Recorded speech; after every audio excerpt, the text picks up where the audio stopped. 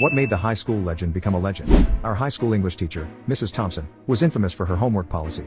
She assigned 3 to 4 hours of reading and essays every night, including weekends and holidays. Students were failing her class because no one could keep up with the workload. The breaking point came during spring break when she assigned us to read an entire 400-page novel and write a 10-page analysis. Even the straight-A students were panicking. That's when quiet honor roll student Zach decided he'd had enough. On the day assignments were due, Mrs. Thompson started her usual routine of calling students up one by one to submit their papers. When she called Zach's name, he calmly walked to the front of the class. Instead of handing in 10 pages, he placed a single sheet of paper on her desk. The entire class went silent. "What is this?" Mrs. Thompson asked. "It's my analysis," Zach replied.